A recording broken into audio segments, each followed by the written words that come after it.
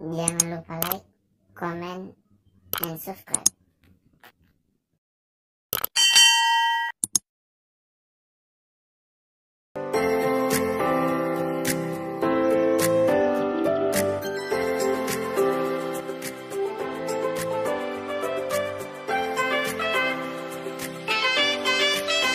Assalamualaikum sahabat cerdas. Bertemu kembali di channel pembelajaran FML. Kali ini kita akan membahas upaya bangsa Indonesia dalam menghadapi ancaman disintegrasi bangsa. Saudara-saudara sebangsa dan setanah air, ingat wahai saudara-saudara, musuh yang terberat itu adalah rakyat sendiri. Rakyat yang mabuk akan budaya luar, yang kecanduan agama, yang rela membunuh bangsa sendiri demi menegakkan budaya asing. Jangan mau diperbudak oleh semua itu.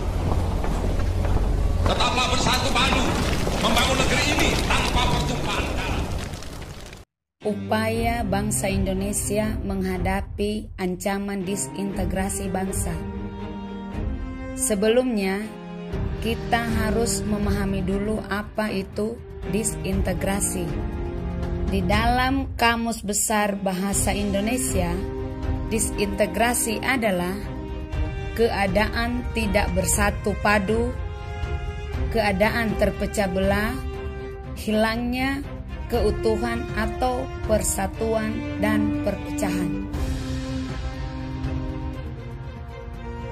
Setelah merdeka, bangsa Indonesia dihadapkan pada ancaman disintegrasi bangsa yang kita lihat bisa dibedakan menjadi 3 bagian. Yang pertama, separatis karena ideologi. Yang kedua, separatis karena kepentingan. Yang ketiga, separatis karena sistem pemerintahan. Separatis karena ideologi dibagi menjadi 3 peristiwa. Yang pertama, PKI Madiun tahun 1948. Yang kedua, Darul Islam Tentara Islam Indonesia. Yang ketiga, peristiwa 30 September 1965. Peristiwa PKI Madiun tahun 1948. Yang melatar belakangi peristiwa ini adalah adanya program rekonstruksi dan rasionalisasi angkatan perang yang membuat kader komunis di TNI menjadi berkurang. Peristiwa ini terjadi tepatnya pada tanggal 18 September 1948. Tujuan daripada gerakan ini adalah membentuk negara Republik Soviet Indonesia dengan tokoh yang melakukan pemberontakan adalah Amir Syarifuddin dan Musso. Operasi penumpasannya adalah melalui Gerakan Operasi Militer 1 atau GOM 1 yang dipimpin oleh Kolonel Gatot Subroto dan Kolonel Sungkono. Darul Islam Tentara Islam Indonesia.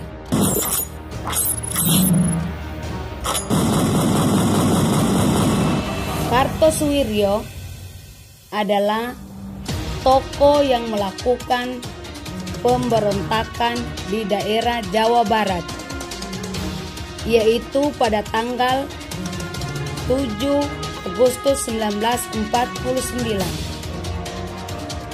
Hal ini disebabkan karena ketidakpuasan atas perjanjian Renville. Penumpasannya melalui Operasi Bratayuda dan pagar betis.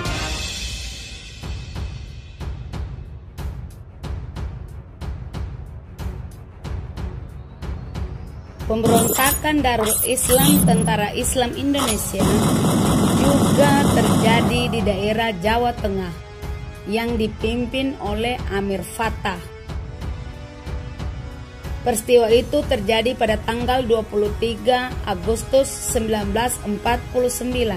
Penyebabnya adalah karena adanya persamaan ideologi Amir Fattah dengan Kartosuwiryo di Jawa Barat. Penumpasannya melalui operasi militer Gerakan Benteng Negara.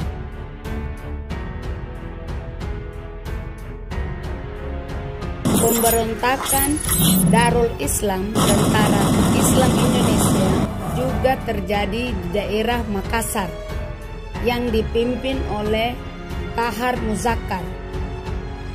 Peristiwanya terjadi pada tanggal 7 Agustus 1953. Hal ini dilatar belakangi oleh adanya Komando Gerilya Sulawesi Selatan atau KGSS yang ingin masuk APRIS. Penumpasannya melalui operasi militer Tumpas.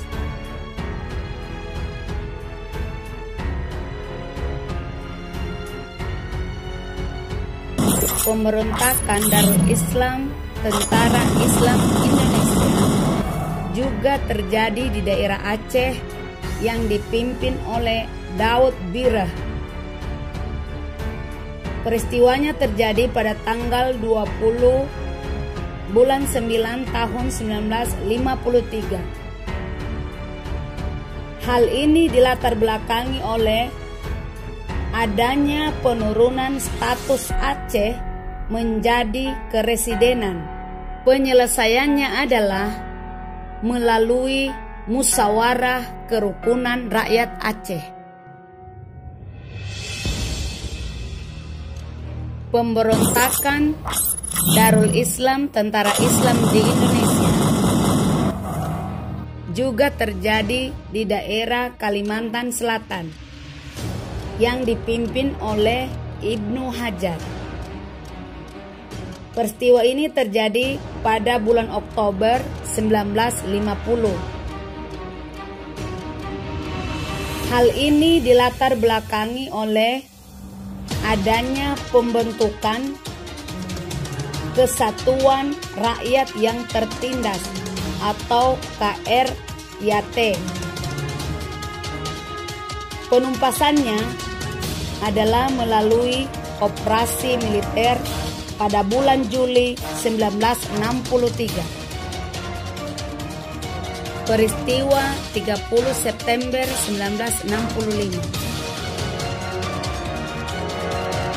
Gerakan 30 September Partai Komunis Indonesia merupakan gerakan yang terjadi pada malam tanggal 30 September atau tanggal 1 Oktober dini hari pada tahun 1965. Gerakan ini bertujuan mengambil alih kekuasaan atau kudeta yang dilakukan oleh Partai Komunis Indonesia. PKI melancarkan aksi kudetanya pada tanggal 1 Oktober 1965 di bawah pimpinan Letnan Kolonel Untung dengan sasaran menculik perwira Angkatan Darat yang dianggap sebagai penghalang bagi PKI dalam mencapai tujuannya. Separatis karena kepentingan terdiri atas 3 pemberontakan. Yang pertama, peristiwa APRA. Yang kedua, Andi Aziz. Yang ketiga, RMS. Pemberontakan Angkatan Perang Ratu Adil atau APRA dilatar belakangi oleh memanfaatkan kepercayaan rakyat Indonesia kepada ramalan Jayabaya, yaitu akan datangnya Ratu Adil, pemimpin yang membawa kemakmuran.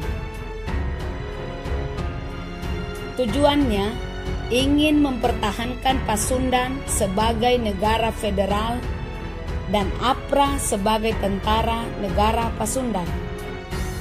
Peristiwa ini terjadi pada tanggal 23 Januari 1950.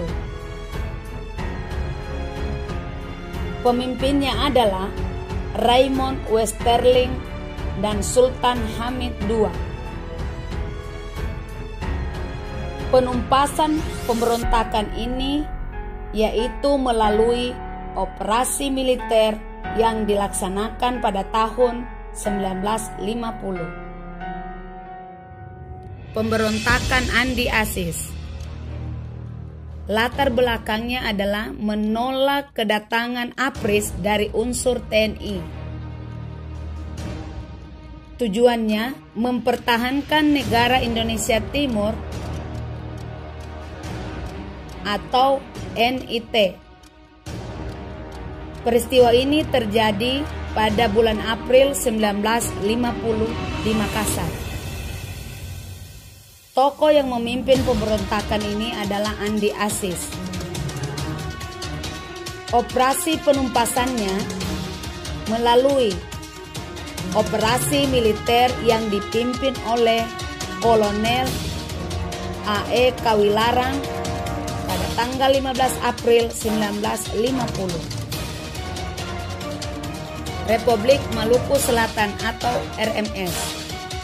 Pemberontakan ini dilatar belakangi oleh penolakan terbentuknya NKRI dan penolakan penggabungan daerah-daerah negara Indonesia Timur ke dalam wilayah NKRI.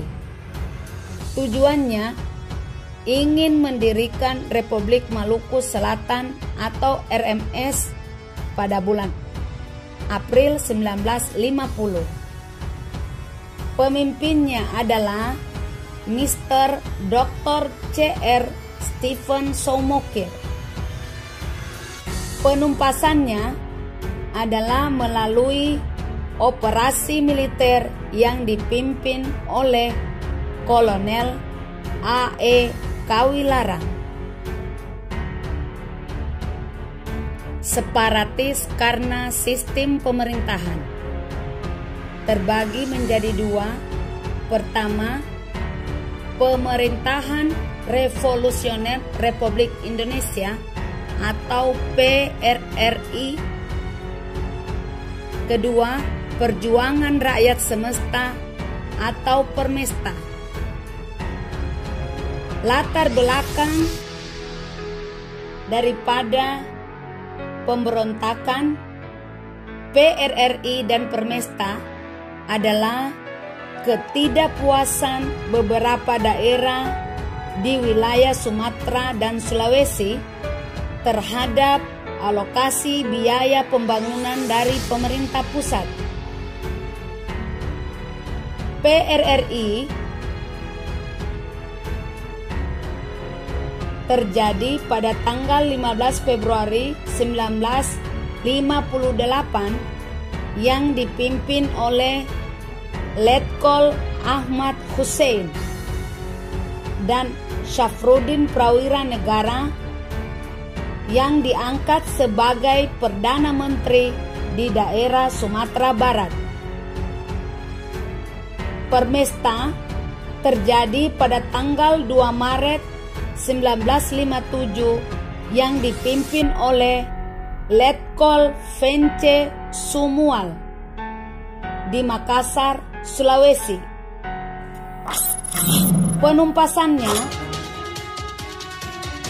PRRI melalui operasi 17 Agustus yang dipimpin oleh Letkol Ahmad Yani.